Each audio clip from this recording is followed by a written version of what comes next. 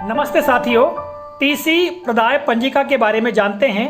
जब विद्यार्थी हमारे विद्यालय की अंतिम कक्षा को उत्तीर्ण कर लेता है, इसके पश्चात उन्हें टीसी प्रदान करने की आवश्यकता होती है और जब हम टीसी प्रदान करते हैं तो उसकी जानकारी एक रजिस्टर में हम संधारित करते हैं। तो इसी के बारे में जानते हैं। तो देखिएगा, स्थानांतरण प्रमाण पत्र अर्थात टीसी वितरण तालिका, यहाँ पर आप सत्र लिख सकते हैं कि किस सत्र की टीसी आप प्रदान कर रहे हैं। ठीक है, और नीचे अपने विद्यालय का नाम शासकीय प्राथमिक या शासकीय माध्यमिक या जो भी है, शासकीय हाई स्कूल, हायर सेकेंडरी, जो भी विद्यालय का नाम है वो विद्यालय का नाम लिख लें। फिर संकुल केंद्र, विकास खंड और जिला, इस प्रकार सामान्य जानकारी ऊपर अंकित कर लेने के पश्चात जो खंड हैं, जैसा कि आप देख पा रहे हैं, इन खंडों को किसी रजिस्टर में खींचकर हम जानकारी संधारित रख सकते हैं ताकि यह बात हमें ज्ञात रहे कि हमने कितने विद्यार्थियों को अपने विद्यालय से टीसी प्रदान कर दी है। कभी ऐसा भी हो सकता है कि कोई विद्यार्थी ये कहे कि हमने विद्यालय से टीसी नहीं ले गया है, तब आपके पास में यह जो रजिस्टर है, यह जो पंजिका है, बहुत ही उपयोगी सिद्ध होती है, क्योंकि उस समय आप बता सकते हैं कि आपने टीसी ले जा लिया है या आपके अभिभावक ने टीसी ले गया है। और यहाँ जो सारे खंड हैं, कॉलम हैं, इनमें एक एक करके चर्चा करते हैं और आप यहाँ देखेंगे अंतिम टीसी प्राप्तकर्ता के हस्ताक्षर, तो इससे यह ज्ञात हो जाता है कि विद्यार्थी की टीसी जा चुकी है। तो आइए एक एक करके जानते हैं। सबसे पहला खंड है क्रमांक का। तो सामान्य तौर से जब भी हम कोई तालिका बनाते हैं तो उसमें क्रमांक का खंड होता ही है, तो ये क्रमांक हम लिख लेंगे यहाँ पर। फिर इसके पश्चात विद्यार्थी का दाखिल खारिज क्रमांक अर्थात दाखिल खारिज नंबर, या इसी को हम स्कॉलर नंबर भी कहते हैं, तो यहाँ पर विद्यार्थी का दाखिल खारिज क्रमांक लिख लेंगे। इसके पश्चात अगला जो खंड आता है, विद्यार्थी का नाम, फिर पिता का नाम और फिर माता का नाम। इन तीन खंडों में विद्यार्थी के नाम से संबंधित जानकारी अंकित की जाएगी।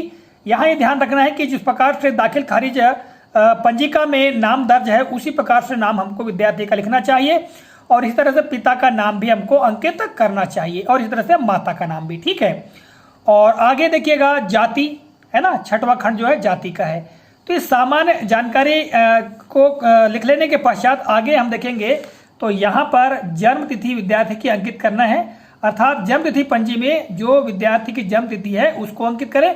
और यहाँ देखिएगा फिर आगे जो दो खंड है, 8वां और 9वां, ये दोनों बहुत ही महत्वपूर्ण खंड हैं और यहाँ पर भी हमको जानकारी दाखिल खारिज रजिस्टर से ही देख करके भरना चाहिए।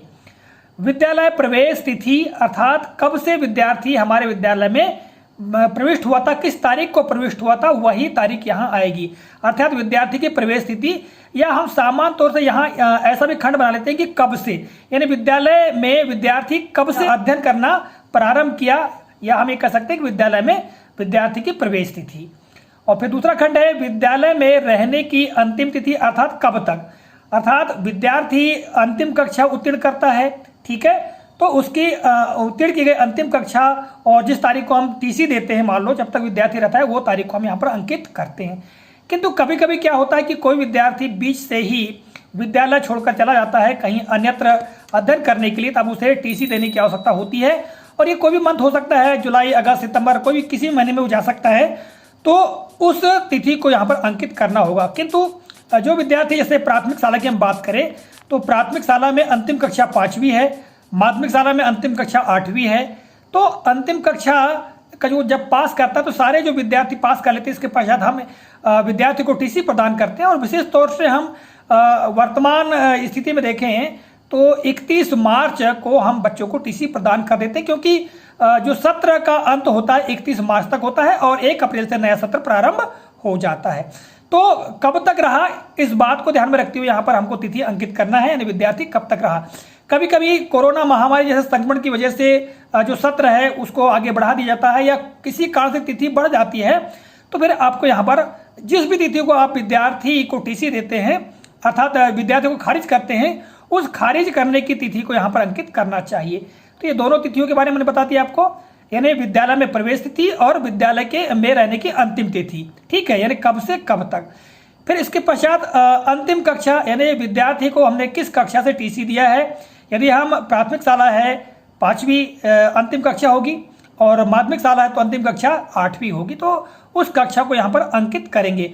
और फिर जिस तारीख को हम खारिज कर रहे हैं, खारिज करने की तिथि को यहाँ अंकित किया जाएगा, यानी किस तिथि को हम विद्यार्थी को खारिज कर रहे हैं वो खारिज तिथि आ जाएगी, अर्थात टीसी प्रदान करने की तारीख ही यहाँ पर आएगी। और अंत में आप देखिएगा, जैसा कि मैंने आपको पूर्व में बताया कि टीसी प्राप्तकर्ता के हस्ताक्षर, यहाँ पर जो भी टीसी प्राप्त करेगा, चाहे विद्यार्थी करे या उसका अभिभावक अर्थात माता पिता करे, तो उनके यहाँ पर हस्ताक्षर हो जाना चाहिए। प्राथमिक शाला में कई बार अभिभावक ही टीसी प्राप्त करने के लिए विद्यालय आ जाते हैं, तो उनके हस्ताक्षर हम यहाँ पर करा सकते हैं, अर्थात माता या पिता के। ठीक है, यदि विद्यार्थी को दे रहे हैं तो विद्यार्थी के हस्ताक्षर हम यहाँ पर करवा सकते हैं। वर्तमान में जैसा कि आपको ज्ञात है कि हम प्राथमिक शाला के जो शिक्षक बंधु है वो सीधे टीसी कहाँ प्रदान कर देते हैं, माध्यमिक शाला में प्रदान कर देते हैं। तो हम माध्यमिक शाला में टीसी ले जाकर दे दें एडमिशन के लिए, किंतु विद्यार्थियों के यहाँ हस्ताक्षर अवश्य करवा ले कि हमने टीसी प्रदान कर दी, और विद्यार्थियों को इस बात से सूचित कर दे या उनके अभिभावकों को सूचित कर दे कि आपकी टीसी हमने माध्यमिक शाला में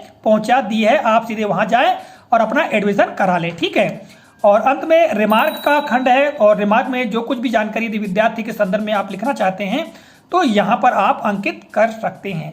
तो साथियों, इस तरह से ये स्थानांतरण प्रमाण पत्र अर्थात टीसी वितरण तालिका तैयार कर सकते हैं, और ये एक रजिस्टर में हमारे पास संधारित रहना चाहिए। जैसा कि मैंने आपको पूर्व में बताया कि जब कभी कोई आवश्यकता पड़ जाए या कोई विद्यार्थी ये कहे कि मैंने टीसी नहीं ले गया है, तब ये आपके लिए एक सबूत प्रमाण के तौर पर आपके विद्यालय में होगा।